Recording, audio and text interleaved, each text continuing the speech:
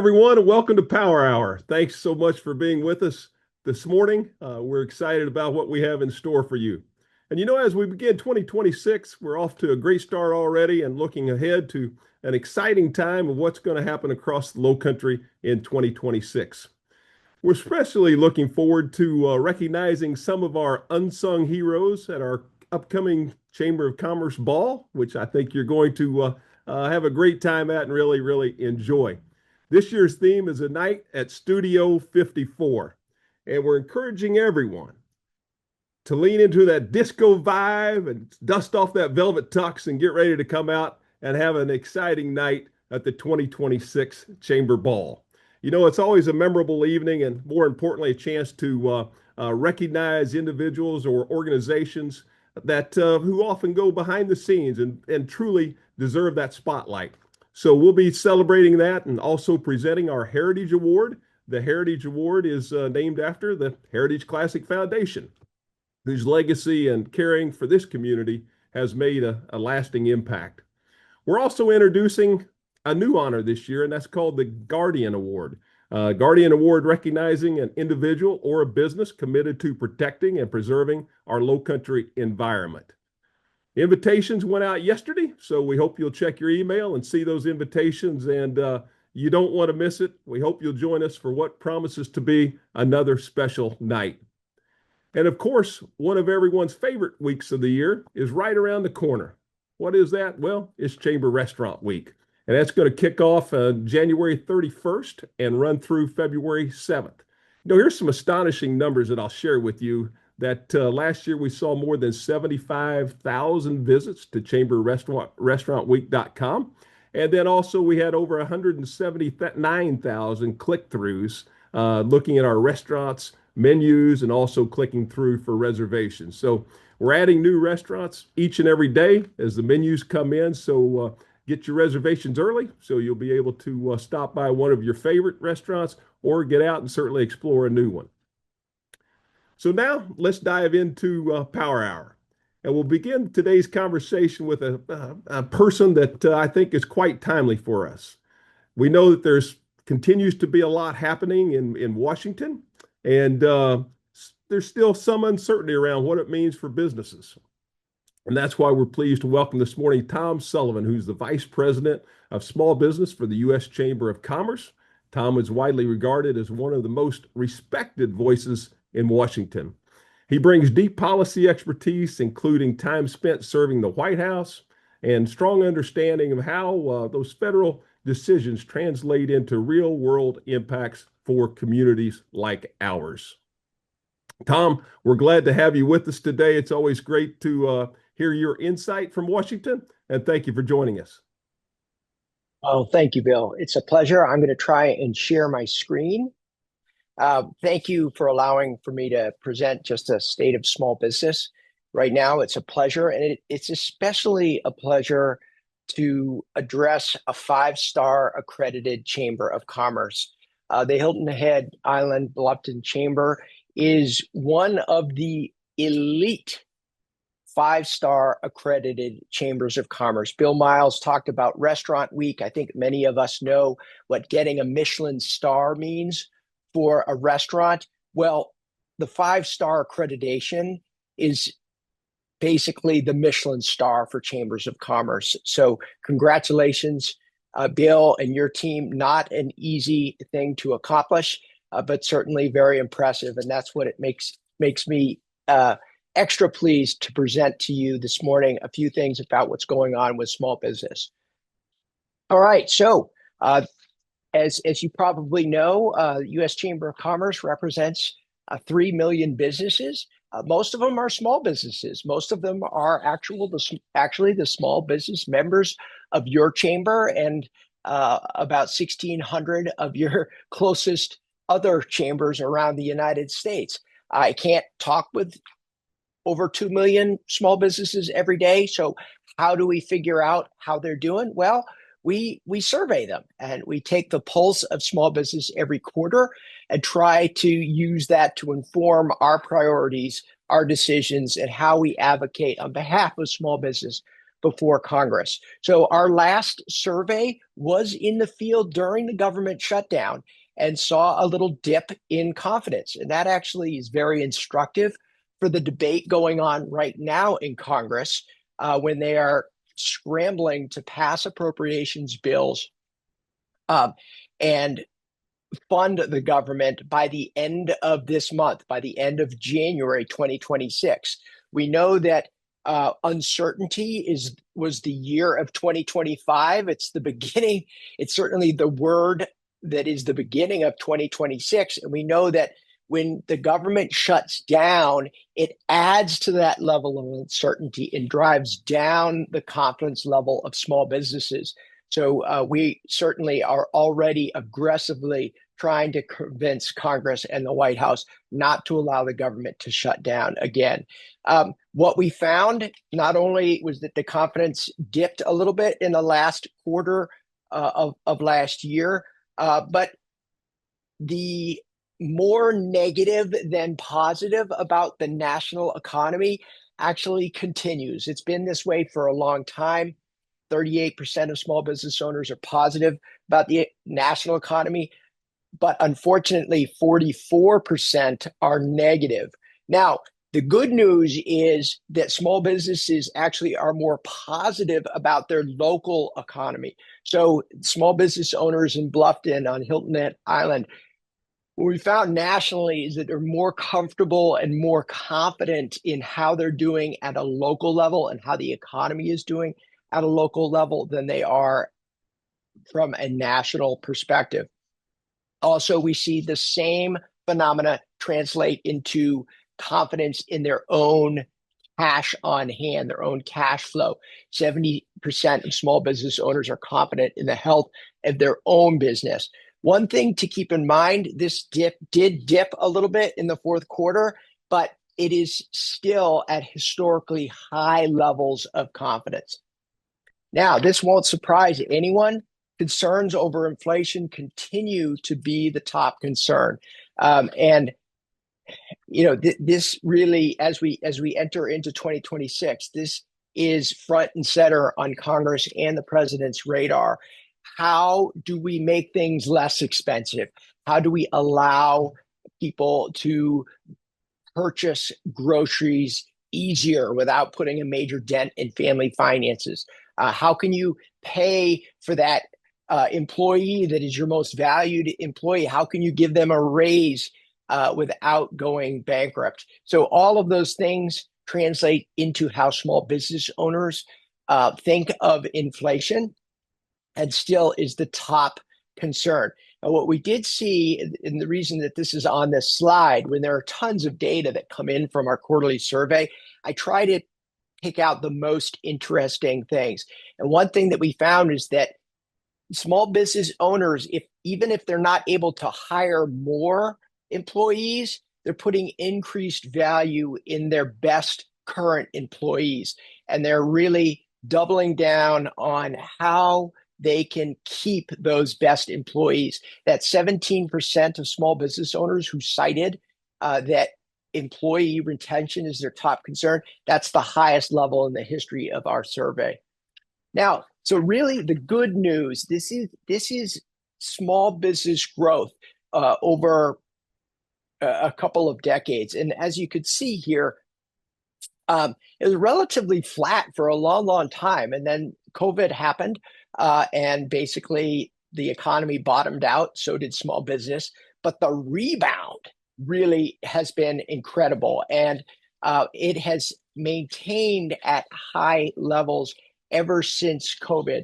So these are new business starts. We actually don't really know what these small businesses are going to grow into, but the fact that there are more people in the United States that want to work twice as many hours just to be their own boss really is a positive. It certainly bolsters our outlook on free enterprise in the United States. There's a lot of things that we talk about successes last year. The biggest one really for the entire business community was the tax law, otherwise known as the One Big Beautiful Bill Act. And the reason I highlight this right now in the new year is because this is the time when small business owners are starting to get their receipts together and planning on meeting with their tax advisor. There is a lot in this new tax law that small business owners and all business owners can take advantage of to put that law into work for them, to free up cash, to allow for more investments. And it goes without saying, but I'll say it anyway. We could not have passed this tax law that makes 20% small business deduction permanent. It reinstates 100% expensing for research and development and a lot of other things. We could not have done that without the support of your chamber and your chamber peers around the United States. So thank you. And please, if you take one thing away from my brief remarks this morning, talk with your tax advisor and ask, how can I use this new tax law to benefit my business? And hopefully that means grow your business, because there's a lot in there you could take advantage of. Now, 2026. What's happening in 2026? Well, I am referring to 2026 as the year of small business artificial intelligence adoption, AI adoption. More and more small business owners are talking with their peers in the small business world and asking, hey, how are you using ChatGPT? How are you using Gemini? How are you using Claude? How are you using Perplexity? And to hear their answers is amazing. And so I think some of the testing and experimentation that happened in 2024, 2025, I think that it's actually going to manifest in adoption in 2026. We already see close to 100% of small businesses taking advantage of AI, but I mean, really using it for their business operations. I think this is the year that we will see that. And really, it's not much of a surprise. Small businesses have always used technology as an enabler and technology really as to level the playing field so that they can compete with global multinational companies through the use of technology. And AI is the latest iteration of that.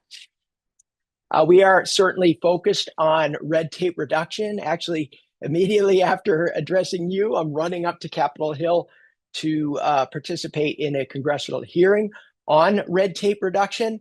But these are just several highlights of victories last year the U.S. Chamber is very proud of that basically reduced regulatory burden that prevents businesses, large and small, from hiring workers, from investing in their business, for growing their business, building new facilities. All of those things mean less growth. But when you reduce red tape, that means more growth, higher salaries, more benefits for your employees. We are so proud to partner with the Small Business Administration to try to focus on rules that small business owners themselves think are either duplicative or unnecessary. They have a hotline that is staffed with professionals who want to hear your suggestions on how to reduce red tape, and that hotline information is there on this slide. Last but not least, we continue to reach an amazing number of all of you and other small businesses through our digital platform called Co. And the website is there. We want to provide this with the best chambers of commerce and your membership.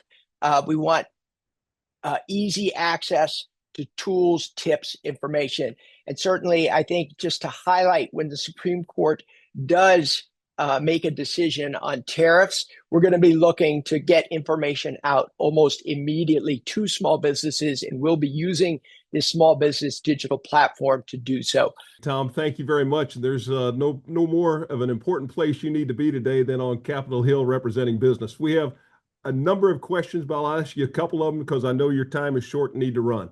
The first one, Tom, is coming in from Bob, and Bob is asking about the status of the H-2B visa release. We understand only 50% of visas were released, and there's a threat to have workers available in February. So, Bob, thank you for that question. Bill, thank you for communicating it on. So, Bob Cosgrove is actually very well informed. You're right about half the visas released. We take that as a half a loaf victory. And even if all of the visas were released, it's still not enough. Um, Bill, what I will do is I'll forward to you Patrick's information. He is our immigration expert, and he can drill down at a level of detail that might be helpful to Bob and other of your members who might be interested in the status of the H-2B visas. On the lawsuit side, so many of you know that we actually challenged the most recent um, policy on H-2B visas with the $100,000 cost. Uh, we lost at a district court level, and we are appealing it. And that's the latest on the lawsuit. Back to you, Bill. All right, Tom. Michael is asking if you foresee AI regulation impacting small businesses. So, Michael, the simple answer is yes. There will be, and it's a good news, bad news. I'll start with the bad news. Bad news is we see states having a patchwork of rules governing privacy and marketing content using AI. We view a patchwork system as destructive to businesses, large and small. And we are calling for a federal regulatory framework to help folks use artificial intelligence. So we are actually pushing proactively for regulation. Now, obviously, our version of regulation is a lot different than others. Ours are guardrails that give a lot of liberty and freedom to businesses to be creative and help serve their customers. That's a little bit different than some other versions of regulation.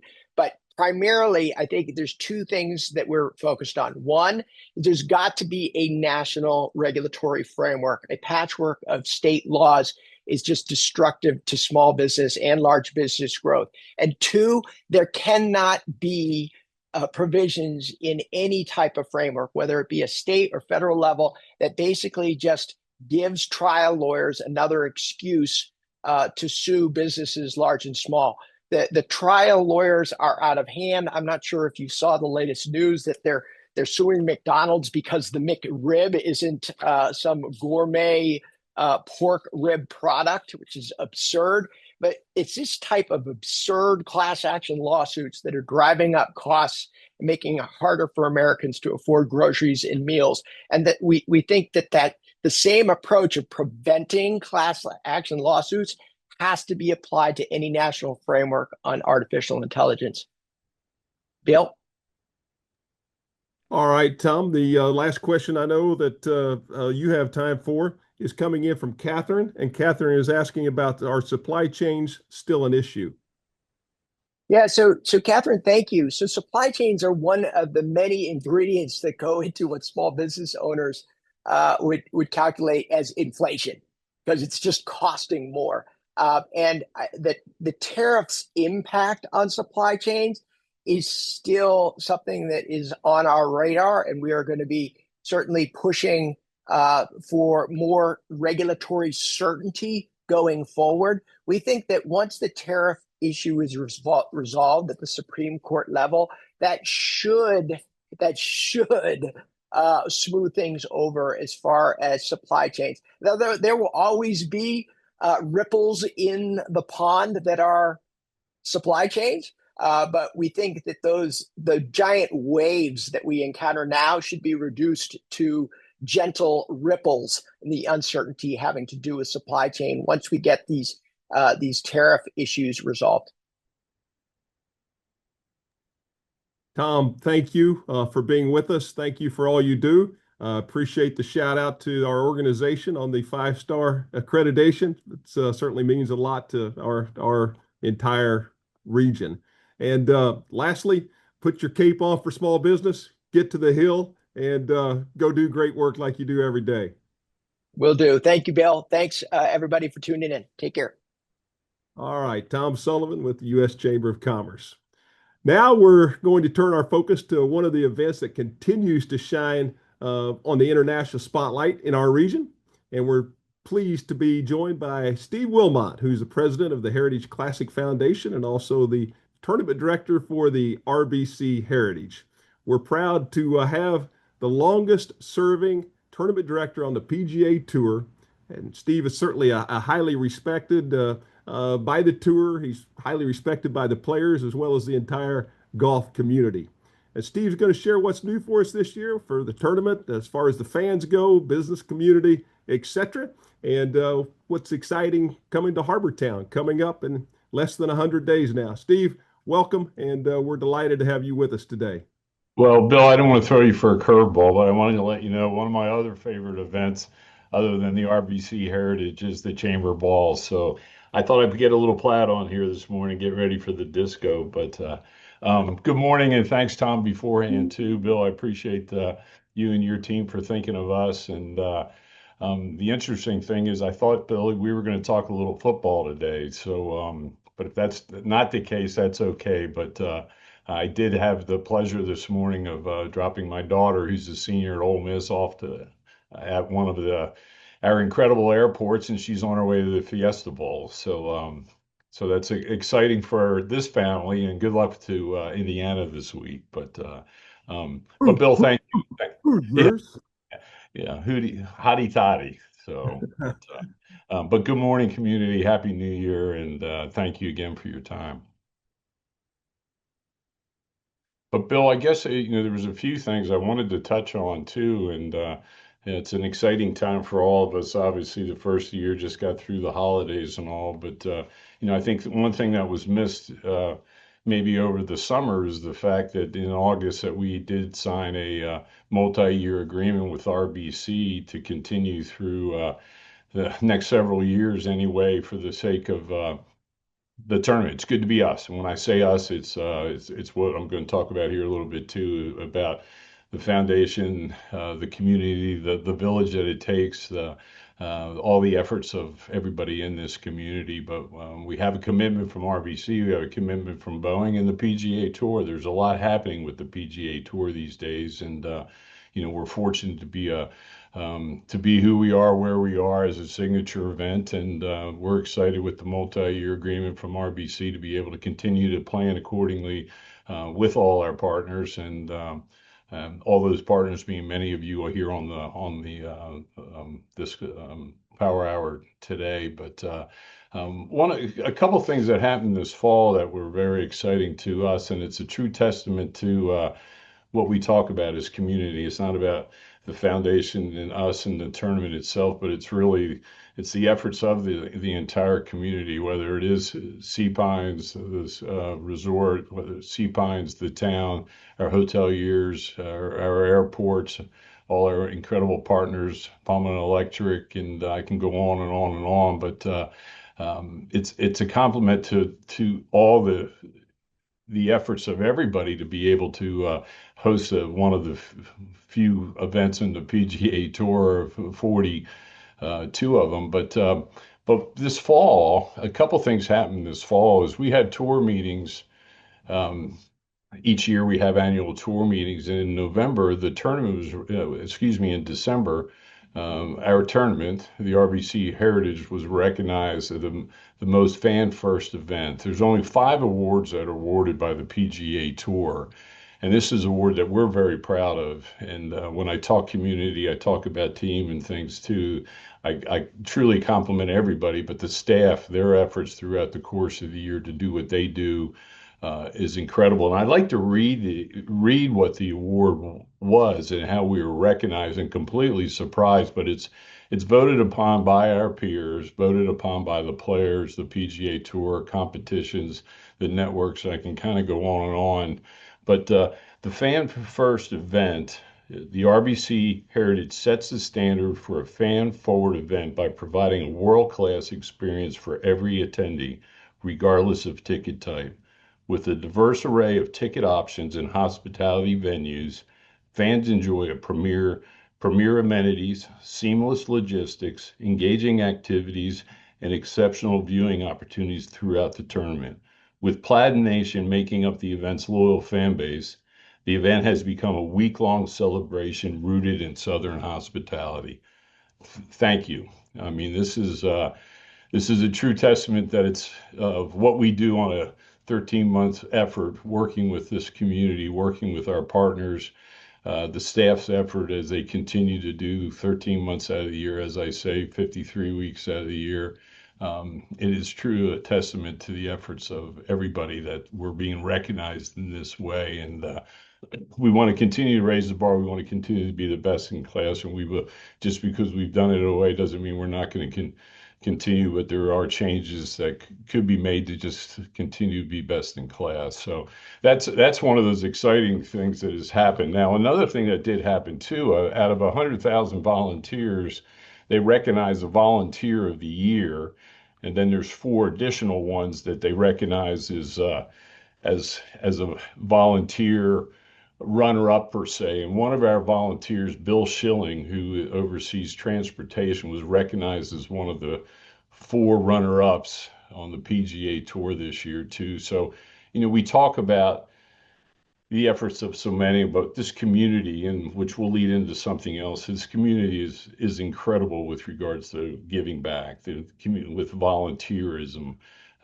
So if we didn't have the 2,000 plus volunteers, we couldn't do what we do, and we wouldn't be able to give back as we have. And Bill Schilling is one of those gentlemen that sits in a trailer and does a lot of work outside off the golf course, and his efforts over the year was greatly appreciated. And he was recognized this year too, which is a great honor for all of our staff as well, but certainly for him.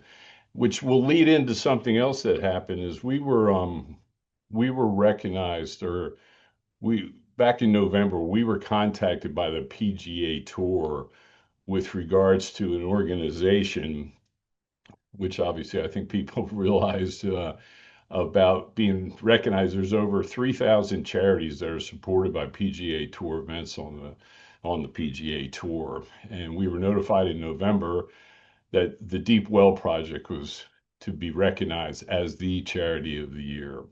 With that came a $30,000 donation from the PGA Tour, which the Heritage Classic Foundation, through our matching grants, matched 20% of that and things too. But we ended up, through our team here, working with Alexis and Angela and many others, we coordinated with Sandy without her knowledge of the Deep Well Project. We were talking about just doing some B-roll and doing some things to support the Heritage Classic Foundation. And we were able to, as a staff and some board members, go out there to help support the efforts of the Deep Well the project and what they do on a year-round basis. And Bill, what I'd like to do, if we can go ahead and show that video, and then we can kind of talk a little bit more about that, take some answers, and then Sandy's going to say a few words here too. We are all about neighbors helping neighbors. We try to stabilize folks who are experiencing some kind of crisis, but we also take it a step further and say, okay, now that we've got you stable, what can we do to help your family be more self-sufficient so you don't need to turn to a Deep Well Project or some other aid organization? What can we do to help families just develop that resiliency and ability to roll with the punches and pick themselves up? The Heritage Classic Foundation and the RBC Heritage is so appreciative of what Deep Well Project, does for this community, and trying to continue to make us better, this community, and to do better. And we greatly appreciate the efforts of everybody. And I'm happy to say that the PGA Tour is honoring the Hilton Head Deep Well Project as the PGA Tour Charity of the Year. So, no, thank you. And with that comes a contribution of $30,000 from the PGA Tour. This is just a little something that we greatly appreciate. I greatly appreciate the foundation, the RBC Heritage, for all that you do throughout the course of the year in making this community as special as it can be. So thank you, Sandy. Oh my goodness, that is fantastic. I am rarely speechless, but I was speechless. We are so excited that the Deep Well Project has been recognized as the PGA Tour Charity of the Year, and to receive a $30,000 grant, which will go so far within their organization, but within this community as well.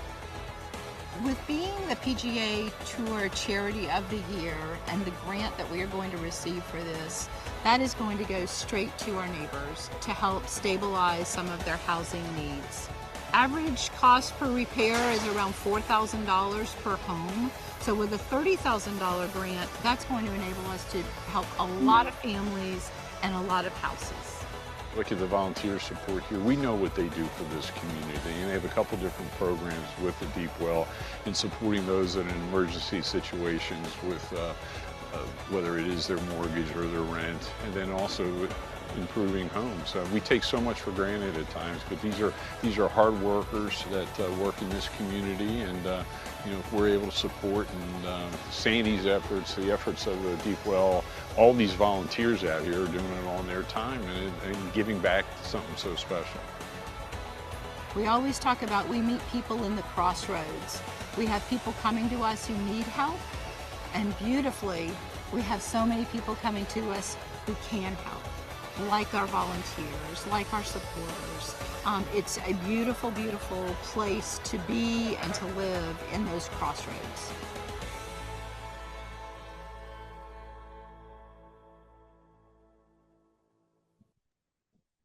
What a super video, Steve, and very, very moving.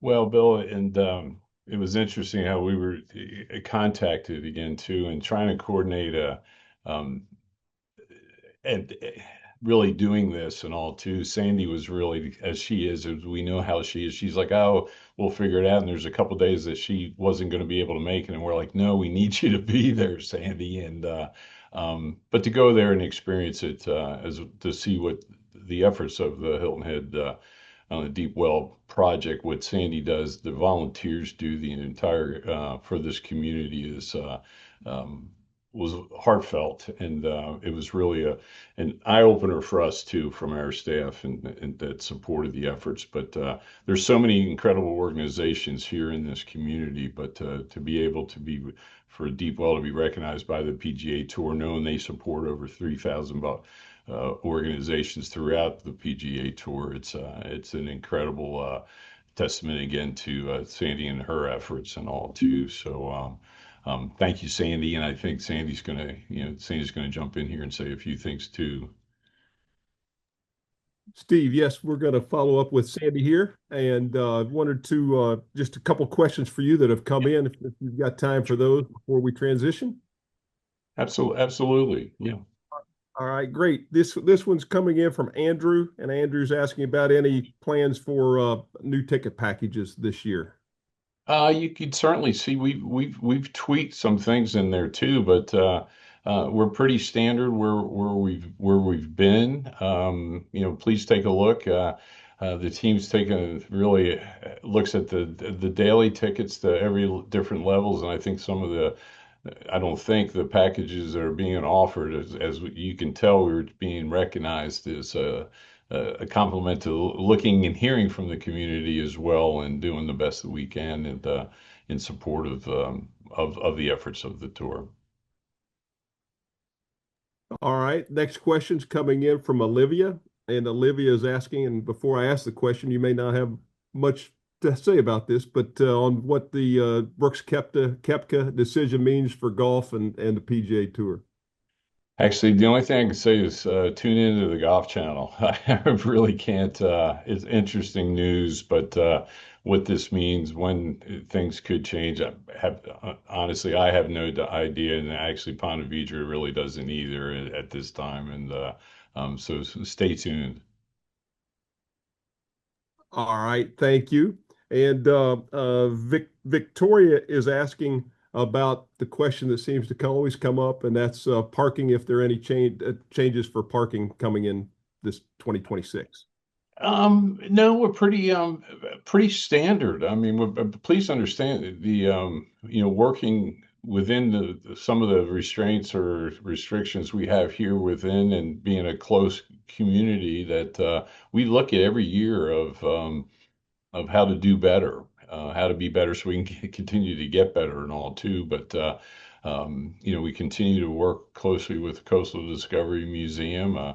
The team led by Morgan Hyde here. We have debriefs, recaps with all of, whether it's the town or whether it's USCB or the CSA or Sea Pines. We look at it each and every year, and we continue to tweak that. Not that there's any big changes this year.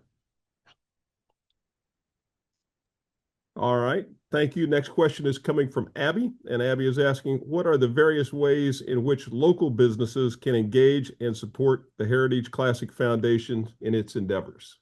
Well, thank you for that question too. There's many different ways of getting involved, and you can certainly just reach out to ourselves, whether it is from a volunteer side, whether it's a support side. We have an incredible sales marketing team led by Derek Payton and Angela McSwain, and there's opportunities and effort there for operation. There's some supports. We have, like I said, many volunteer opportunities as well if they're looking to give back in that way. Because there's no doubt we do what we do for the bottom line and giving back, and that's where our volunteers come into play and being able for us to give back. But there's also an economic impact to this community that certainly is important too. So we want to continue to work together. We're looked upon as a unique special event on the PGA Tour because of this one of the smallest markets, one of the smallest communities on the PGA Tour. But there's certainly ways to get involved, and certainly feel free to reach out to us. Steve, want to say thank you for being with us today, and also for what this tournament and the Heritage Classic Foundation means to the entire region and the entire state. And just listening to the awards that you and your team, how they were recognized, as well as the one of the volunteers of the year to Deep Well. It just runs so deep throughout our community, and it all starts with you and the team. So thank you for that. I do have to tell you that your sunglasses win, and those were sharp. Those were Yeah, sharp. Bill. Hey, Bill, just one other comment too. When we talk community and support, and I can go on and on, and I mentioned the hotels and I mentioned the airports and all too, but an exciting thing that did happen is the restoration of the golf course. And I don't want to speak on behalf of the Sea Pines Resort, but their commitment to the tournament, their commitment to excellence, and providing a first class golf course experience, it has been received and then some in so many ways. And we're excited about the commitment that was put forth, and Steve Burwell and John Farrell, and working with Davis Love and Mucuric Golf and the PGA Tour. It's really exciting for us to have been a part of that, but we also. Their concern was making sure that the PGA Tour and the RBC Heritage presented by Boeing was intact, and made sure that just trying to raise the bar once again. So I thank the resort for their support. Steve, thanks again, and we'll see you real soon. And let us know and others know what the Heritage Classic Foundation, the RBC Heritage presented by Boeing, needs. Great. Well, thank you, Bill, and thanks for your support as well. And thank you for everybody there. And I look forward to hearing from Sandy again. That'd be great. All right. Thank you. And what a great segue into our next guest, and Sandy Gillis, Executive Director of Deep Well. Sandy's going to talk to us a little bit about what this national recognition means for Deep Well, and most importantly, the families that they serve. Sandy, welcome, and congratulations on this great honor from the PGA Tour. Thank you so much, Bill, and thank you again to Steve and the first class job that he and his team do with the local tournament. We did, when that announcement was made on that livable housing job site, that was a complete surprise to me. My first thought was, oh my goodness, we just won the lottery. It was really a magical moment. There are so many amazing nonprofits here locally doing fantastic work that we're proud to partner with. So that was kind of lottery number one to have received a nomination locally. But when you think about winning at a national level across 40 plus different PGA sites, the reality of that major lottery moment really starts to sink in. And we could not have been more excited. We could not have been more surprised. But we definitely feel it was a complete collaboration of what this community does and how it just wraps its arms around people, around causes, always striving to be that tide that lifts all boats. The selection process was kind of interesting in that we kind of had one question to answer, and it was if your charity was selected as the PGA Tour Charity of the Year, how would you invest the grant? And we thought about that a lot here at Deep Well, and we said, our nonprofit was chartered over 50 years ago when this little barrier island off the coast of South Carolina had a pretty serious water issue, and that people did not have safe drinking water. And that was the whole impetus that founded Deep Well. And when we think about crises in our community today, we really do feel housing is really at the crux of it all. One of Tom Sullivan's comments earlier was one of the largest fears small business owners have is attracting and retaining that workforce. And the biggest challenge I think facing our small business community here really is housing, because that's kind of where the rubber hits the road and determines whether they can attract good workers and keep good workers. So we did answer that PGA question of if we were so honored, we would really invest in housing, especially for our workforce. And my guess is that answer probably resonated across all of the PGA Tour venues, because think about it. PGA Tour events are hosted in really, really pretty places. Kapalua, Miami, Scottsdale, Hilton Head Island. And those are amazing communities, but it's also really expensive to live there. So my guess is it's not that we were the best charity locally or nationally, but I think we're brave enough to be taking a swing at the biggest challenge that we see facing the community. We're super excited to have that grant from the PGA and then to have the local RBC Classic match that grant. That's just giving us more fuel and more power to help neighbors with their housing challenges. And we just could not be more excited to be doing that work, and just the incredible support and our partners that we have here on Hilton Head to do that work. So that's really all I kind of have to say. Again, we feel like we won the lottery, but we also bear that responsibility of to whom much has been given, much is expected. So we are rolling up our sleeves at Deep Well. We have been able to help about 600 families in 2025 with housing crises, whether that's an emergency rent or mortgage payment to stave off an eviction, or whether it's to improve houses like Steve Wilmot and his team helped us do that day in November. So we're just setting the bar even higher. We want to repair even more houses in 2026. We want to help stabilize folks even more, because we know it not only helps that individual family when we can do that, it helps their employer, it helps everybody around them. So we are hopefully going to double down and get even more good work done in 2026. All right, Sandy, thank you. And a few questions for you, if that's all right. Absolutely. All right, great. The first question is coming in from Matt, and Matt is asking, what's the greatest current need at Deep Well? Well, lately our food pantry has been very busy. So if your opportunity to help doesn't go much further than macaroni and cheese, you know what? Any kind of non-perishable food donation is always welcome at Deep Well. It's another way that we can help some of our hard-pressed families that may be living paycheck to paycheck.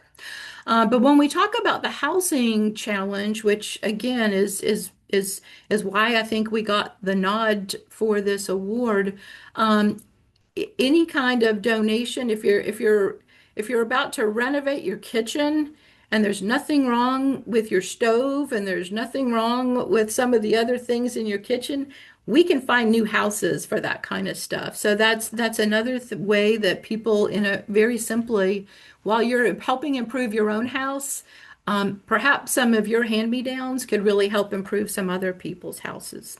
And then, I hate to say it, but cash is king. If you would like to make a financial donation, we're going to turn that into help for the community and help for local neighbors. So, and it always is the right size too, which is really nice.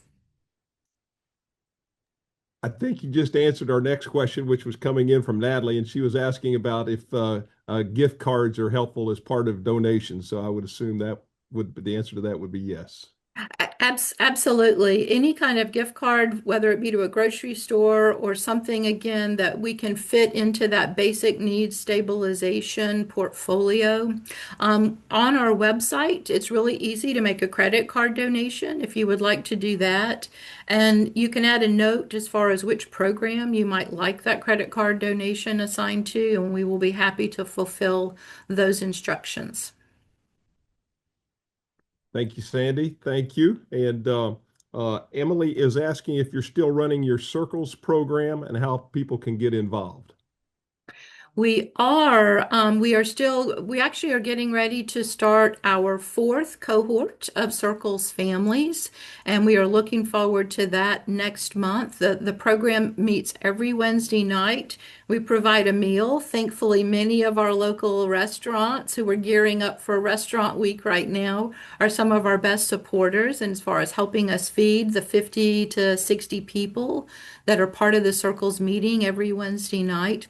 Really exciting news for 2026. I want to give a shout out to our great partner, Bluffton Self-Help. We are actually getting ready to open a second location on Hilton Head in conjunction with Bluffton Self-Help. And that is going to be, I think, a great springboard opportunity to offer some more of the Circles programming to a wider variety of people. A little bit more information about that to come, but that is very much in the works because we do feel that while it's important to stabilize folks, whether that's a housing payment or help with our food pantry, what we really want to do is help people hone their skills, develop better workforce readiness. And Bluffton Self-Help has some great programs that do that. So we're not going to try to reinvent the wheel. We're just going to go partner up with them so they can bring some of the great programming they have been delivering in Bluffton to a lot more people here on Hilton Head. And Deepwell is an important connection point for that. A lot of the folks here know Deepwell. They have relied on us from time to time, but they may not be as familiar with the resources that Bluffton Self-Help can offer. So we are very much looking forward to that 2026 new collaboration for both of our organizations. Sandy, thanks so much for being with us today again on behalf of the entire community. Thank you and congratulations on your award. Very, very exciting. And I know you'll use that to springboard into even greater things. Thank you very much. Appreciate the opportunity, Bill. All right. Sandy Gillis with Deep Well. And as we wrap up, I certainly want to thank each of our speakers today and especially each of you for joining us for Power Hour. We appreciate your time, your engagement, and all you do to support this community. So we're looking forward to a great year ahead, a great year of Power Hours ahead, and looking forward to you being a part of it. Thanks for being with us today, and we'll see you real soon.